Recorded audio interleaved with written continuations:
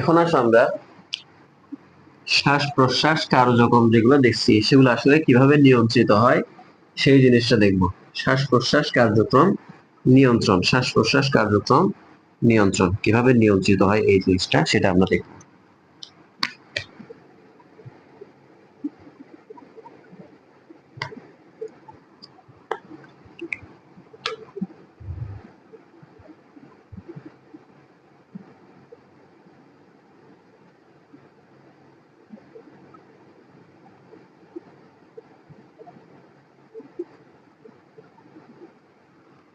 শ্বাস প্রশ্বাস কার্যক্রম নিয়ন্ত্রণ। দেখো, এই শ্বাস প্রশ্বাস কার্যক্রমটা প্রধানত দুইভাবে নিয়ন্ত্রিত হয়। একটা হচ্ছে স্নায়বিক ভাবে, একটা হচ্ছে রাসায়নিক ভাবে। একটা হচ্ছে স্নায়বিক ভাবে, একটা হচ্ছে রাসায়নিক ভাবে। এটা হচ্ছে স্নায়বিক, একটা হচ্ছে রাসায়নিক। এটা হচ্ছে স্নায়বিক নিয়ন্ত্রণ, আর একটা হচ্ছে রাসায়নিক নিয়ন্ত্রণ।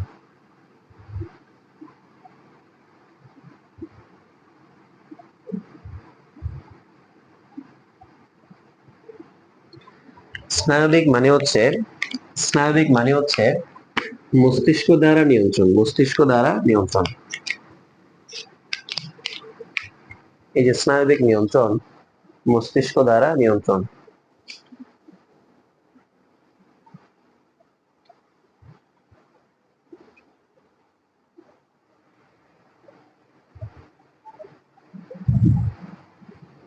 মস্তিষ্ক দ্বারা নিয়ন্ত্রণ।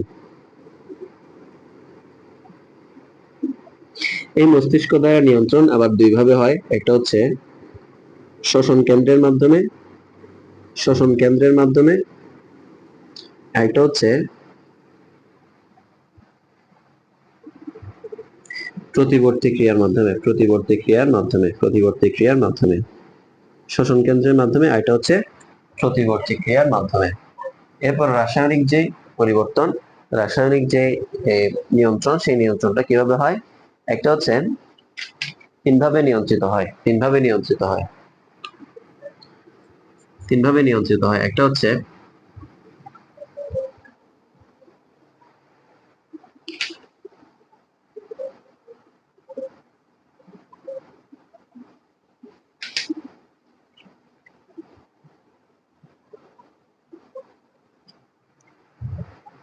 একটা হচ্ছে অক্সিজেন পরিবহন,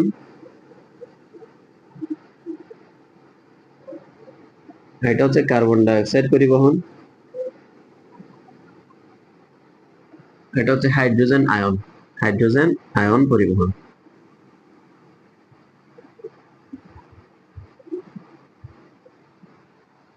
অক্সিজেন পরিবহন, কার্বন ডাই অক্সাইড এবং হাইড্রোজেন আয়ন। তো আমরা এই পাঁচ ধরনের বিক্রিয়া পাইলাম, অর্থাৎ শ্বাস প্রশ্বাস কার্যক্রম নিয়ন্ত্রণ হয় প্রধানত দুই ভাবে। একটা হচ্ছে স্নায়বিক, একটা হচ্ছে রাসায়নিক। স্নায়বিক মানে মস্তিষ্ক দ্বারা কিভাবে, শ্বসন কেন্দ্রের মাধ্যমে, প্রতিবর্তী ক্রিয়ার মাধ্যমে। আর রাসায়নিক ভাবে অক্সিজেন কিভাবে পরিবর্তন হয়, কার্বন ডাই অক্সাইড এবং হাইড্রোজেন আয়ন কিভাবে পরিবর্তন হয় সেটা সেটা আমরা দেখবো। প্রথমত আমরা চলে আসি মস্তিষ্ক দ্বারা যে শ্বসন কেন্দ্রের মাধ্যমে নিয়ন্ত্রণ, শ্বসন কেন্দ্রের মাধ্যমে নিয়ন্ত্রণ সেটা আমরা দেখবো। প্রথমে মস্তিষ্কের মধ্যে যে শ্বসন কেন্দ্রের মাধ্যমে নিয়ন্ত্রণ সেটা আমরা দেখবো।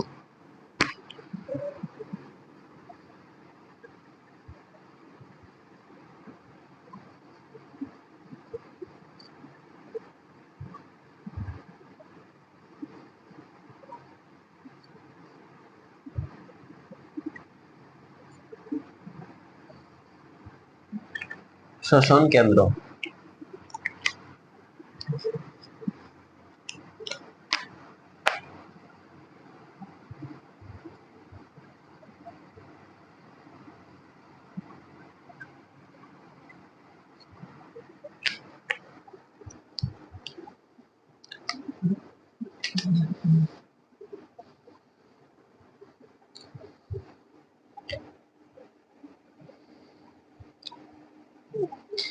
মস্তিষ্কে অবস্থিত চারটি কেন্দ্র থাকে শ্বাসক্রিয়া নিয়ন্ত্রিত হয়। ঠিক আছে, এখন একটা হচ্ছে পন্স, আরেকটা হচ্ছে মেডুলা, আরেকটা হচ্ছে নিউমোস নিউমোট্যাক্সিক, এটা হচ্ছে অ্যানিওস্টিক। নিউমোট্যাক্সিক এবং অ্যানিওস্টিক। Ponds medulla অবলঙ্গাটা নিউমোট্যাক্সিক, অ্যানিওস্টিক। এখন দেখো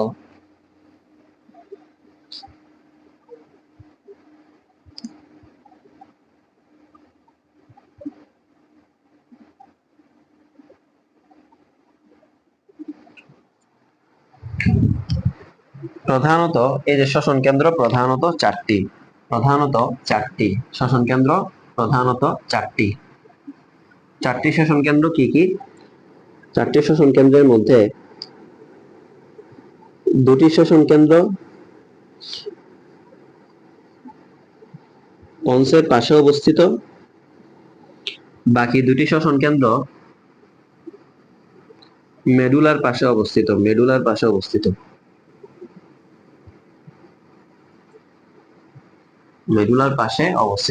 দুটি শ্বসন কেন্দ্র পন্সের পাশে এবং বাকি দুটি শ্বসন কেন্দ্র মেডুলার পাশে।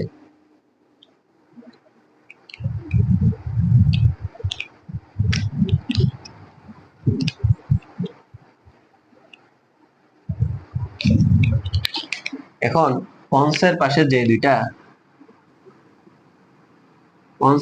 যে দুটো সে দুটো হচ্ছে নিউমোট্যাক্সিক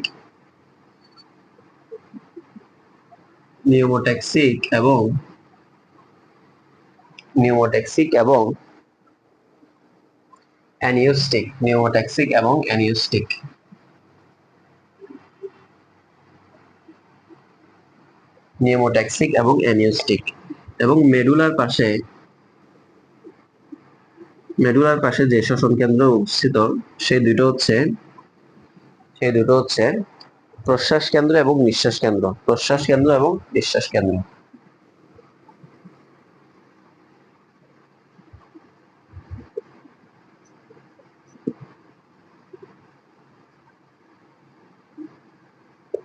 শুধুমাত্র এই নামগুলো মনে রাখো। আসলে আমি কি বললাম, শ্বসন কেন্দ্র মূলত কয়টি?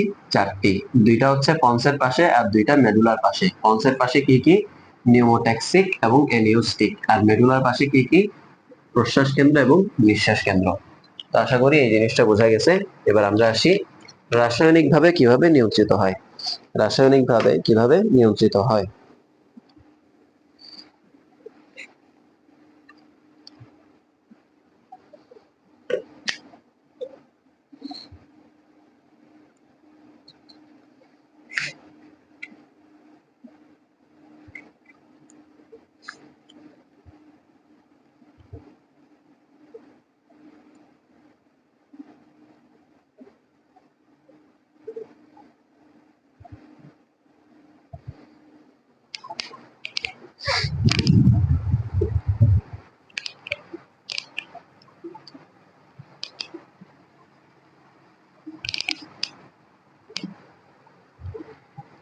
রাসায়নিকভাবে তিনটা একসাথে দেখাচ্ছি।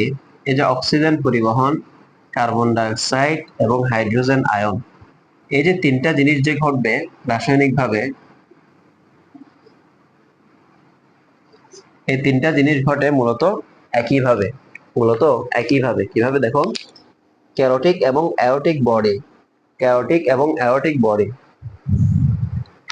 যখন আমাদের শরীরে অক্সিজেন, কার্বন ডাই অক্সাইড এবং হাইড্রোজেন আয়ন এদের ঘনত্বের অভাব দেখা যায়, যখন এদের ঘনত্বের অভাব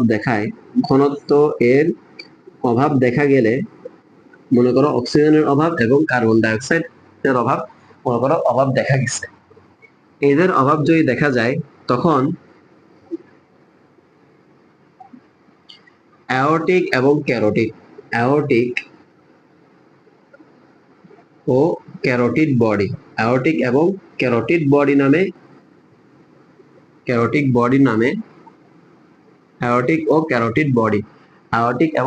বডি নামে দুই ধরনের কি আছে? কেমো রিসেপ্টর রয়েছে।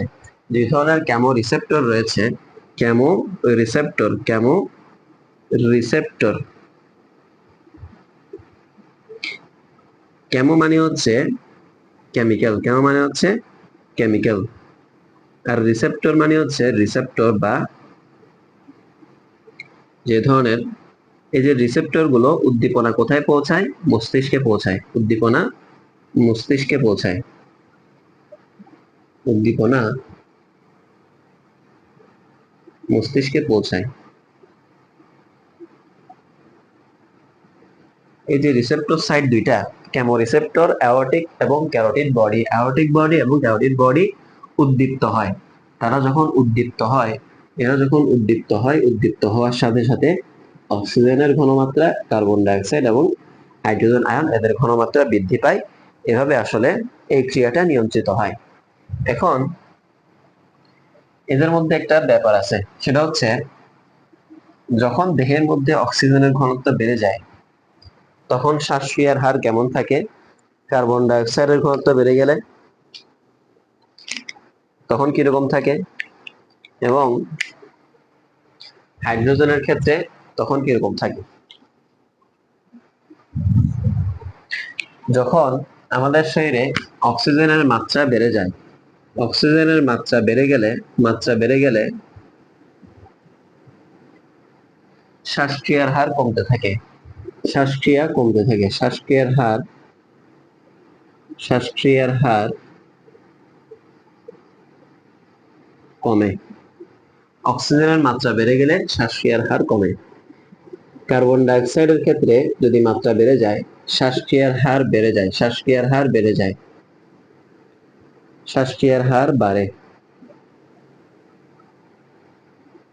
যায়।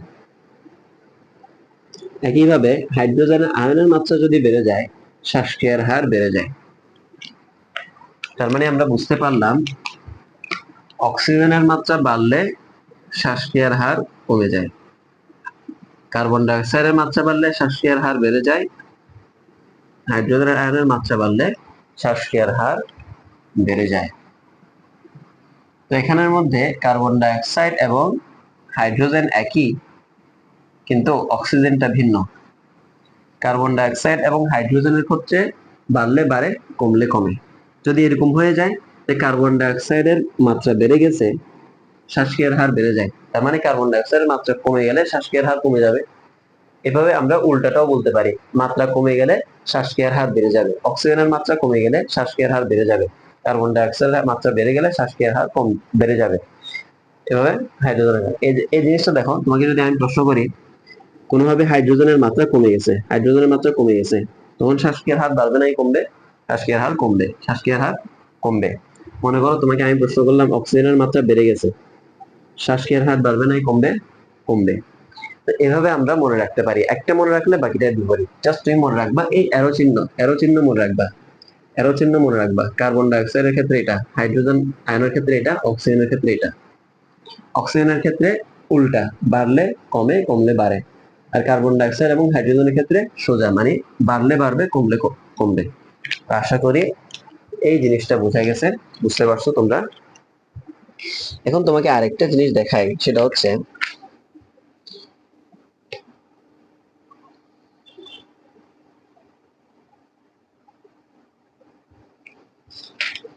আচ্ছা ঠিক আছে, বাকিগুলো আমরা পরবর্তী ক্লাসে দেখবো। তো সবাইকে ভালো থাকার এবং সুস্থ থাকার যে বিষয়টা, ভালো থাকা এবং সুস্থ থাকা আমাদের জন্য আসলে অনেক ইম্পর্টেন্ট। তো সবাই ভালো থাকবে এবং সুস্থ থাকবে। তো আশা করি পরবর্তী ক্লাসে আগ পর্যন্ত সবাই এই ক্লাসগুলা যা করাইলাম, তো এই পড়াগুলা খুব সুন্দরভাবে বুঝবে। যদি বোঝা না আসে, যদি না বুঝো, তখন ওই রেকর্ডটা তুমি বারবার রিপিট করে দেখতে পারবা, রিপ্লে করে দেখতে পারবা। আশা করি ক্লাসটা বুঝতে পারছো। সবাই ভালো থাকবে এবং সুস্থ থাকবে। আসসালামু আলাইকুম ওয়া রাহমাতুল্লাহি ওয়া বারাকাতুহু।